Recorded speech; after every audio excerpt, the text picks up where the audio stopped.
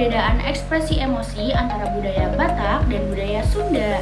Yuk kita mulai. Nah, pertanyaan nomor 1 ada bagaimana cara masyarakat Batak dan Sunda mengekspresikan emosi marah dalam situasi konflik keluarga?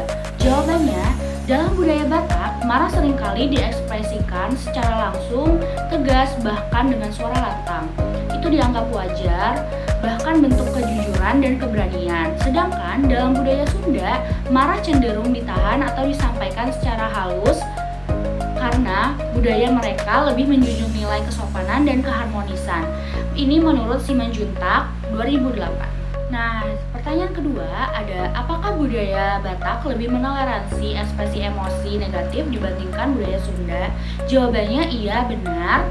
Budaya Batak memang cenderung lebih permisif terhadap ekspresi emosi negatif seperti kecewa atau marah karena dianggap bagian dari keterbukaan.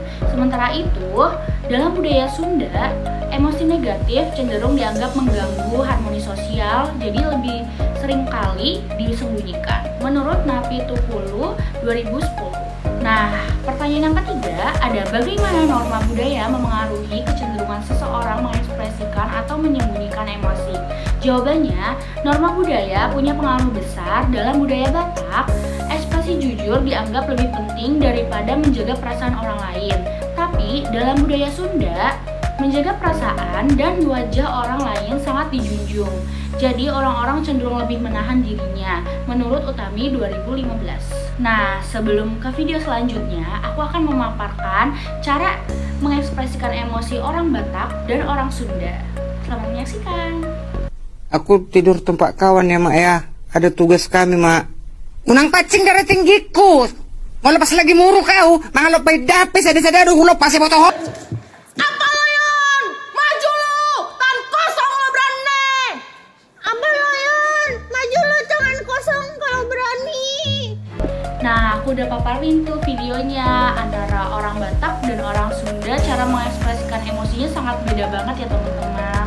Nah, pertanyaan selanjutnya ada apakah perbedaan ini juga tampak dalam komunikasi nonverbal seperti nada suara atau gestur? Jawabannya iya banget teman-teman. Orang Batak biasanya berbicara dengan suara keras, tatapan mata langsung, dan gestur yang tegas.